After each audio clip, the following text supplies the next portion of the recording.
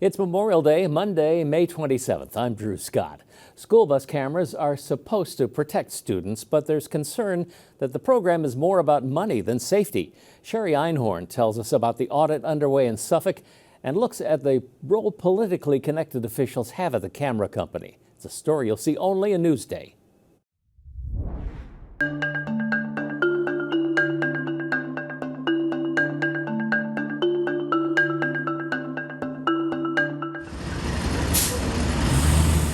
School bus safety on Long Island doesn't usually have anything to do with the New York State budget. But last month, when Governor Kathy Hochul signed that legislation, she included a fix that was buried deep in the budget to address some of the successful legal challenges to the school bus camera program that became law in 2019.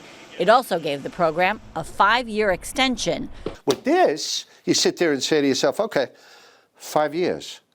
I would not say that they have been a stellar service provider. Newsday conducted a review of BusPatrol's dealings with the state and with Suffolk County. That investigation found lobbyists and executives for and at BusPatrol read like a who's who of Suffolk County politics. There seems to be somewhat of a revolving door that is allowable. I mean, in some cases it may raise ethical questions. And according to records provided to Newsday, a Suffolk County official under the previous county executive signed an amended contract with the company that removed a clause allowing the county to terminate the contract for any reason with 30 days notice. There is nothing that I can gather or offer that would be a legitimate reason to go ahead and to take that out. County Controller John Kennedy is in the middle of an audit of BusPatrol. The program in Suffolk generated more than $21 million last year. 55% went to the county, 45% to the company. Why there's such interest here, why we have individuals that were fairly highly placed in a below administration who then subsequently went to work for BusPatrol, why BusPatrol would have the kind of access to this administration that they had. The audit report is due out in about a week. I'm Sherry Einhorn for NewsdayTV. To read more about the bus ticket program in Suffolk, click Get More below the NewsdayTV video box on our homepage. The second search of Rex Heuermann's Massapequa Park home has ended, according to an attorney for the accused killer's family. Authorities spent 6 days there. The attorney says this time the focus of the search was the basement of the Heuermann's home. He's pled not guilty to the killings of 4 women in the Gilgo Beach case. A Suffolk police officer saved 3 little lives during a house fire in Rocky Point. Officer Matthew Ingui smashed a window at the burning home on Magnolia Drive yesterday and pulled these 3 dogs out of the house. The dogs' owners were not at home. Nobody was hurt, thankfully. Thousands of volunteers spent part of their weekend honoring fallen Long Island service members. Newsday was at Long Island National Cemetery in Farmingdale Saturday. Boy and Girl Scouts joined other volunteers and placed flags at all of the graves for the service members buried here. For us, it's just a chance to give thanks, take a few minutes and do a very small token for those that have done the ultimate sacrifice. It's an annual tradition for the Scouts who place the flags on the graves. The Stars and Stripes will be on display at events all across the island today. There are parades from Hempstead to Southampton. More than 180,000 people came to watch the air show at Jones Beach yesterday, but they didn't get to see the full show.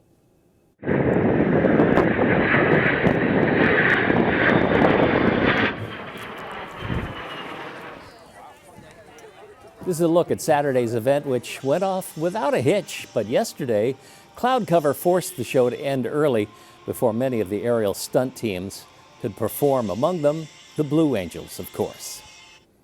Its mission is to bring light into darkness. A rescued therapy dog from Long Island is comforting the families of fallen soldiers at Dover Air Force Base. Virginia Huey has the story you'll see only in Newsday.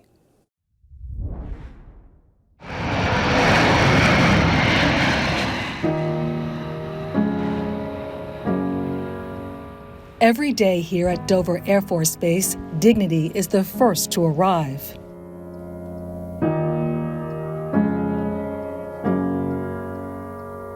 followed closely by honor and respect.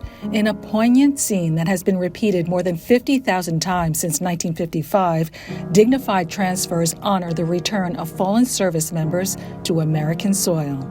It is a solemn duty carried out by an elite unit known as Air Force Mortuary Affairs Operations. We provide dignity, honor, and respect to our fallen and care, service, and support to their families. The emotion is raw. The families are experiencing seeing their loved one come home for the first time.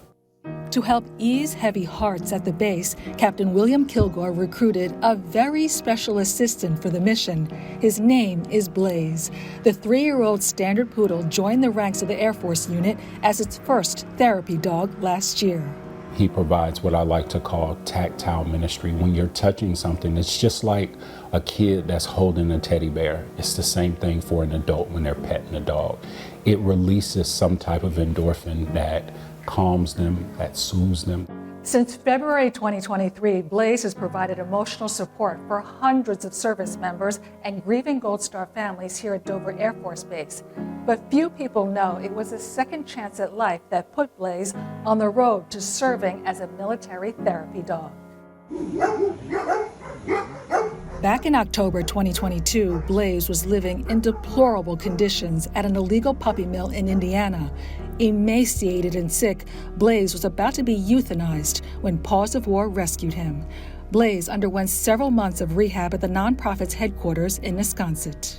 Although he was shut down, he realized he was safe, and that's when he started showing his true colors. His personality came out, his love for people came out, and his intelligence. When Paws of War co-founder Robert Messeri heard the Air Force was looking for a 4-legged recruit, he donated Blaze. The K-9 comrade's main duty is to comfort families of the fallen. It's definitely a hard but honorable mission. Blaze also extends a helping paw to the mortuary affairs team, standing by members during dignified transfers and lifting the morale of those who dress and prepare fallen heroes for their final resting place. You can go pet him, you can talk to him, or just having him there brings that whole light into the darkness. I get so excited when I see him. Everything goes away from my mind as soon as I see Blaze. Combating stress and sorrow with a wagging tail and boundless compassion. For Blaze, it's a mission accomplished. I'm Virginia Huey for NewsdayTV.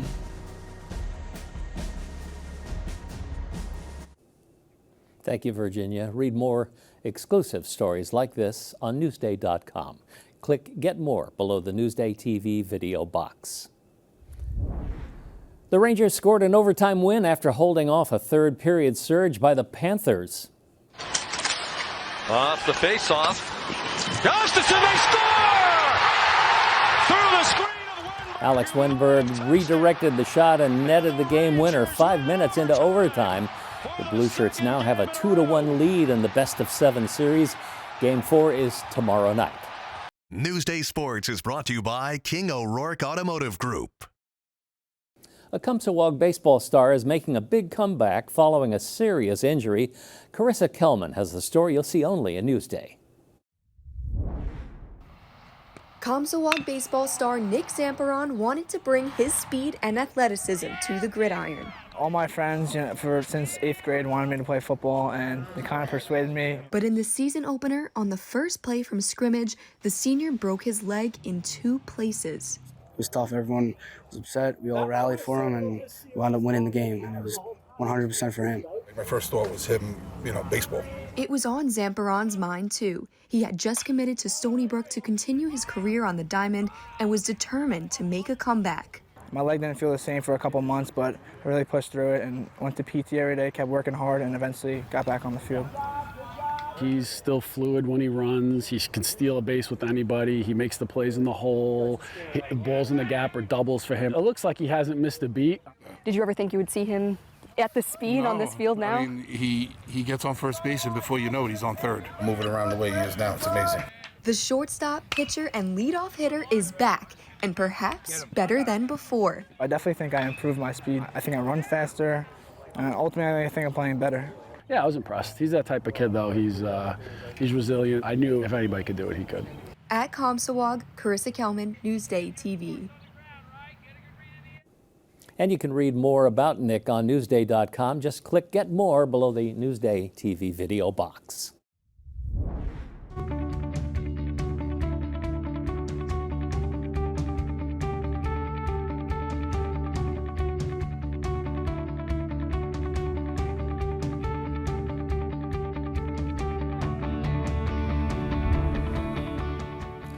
Checking out your hyper-local Memorial Day forecast, expect some rain today. Here's a look outside at Windmill Bay and Beach in Sag Harbor. Here's your day planner. Cloudy today, highs around 68 degrees. You can see heavy rain approaching on the Futurecast. It's coming in about 5 p.m. And here's a look at your 7-day forecast.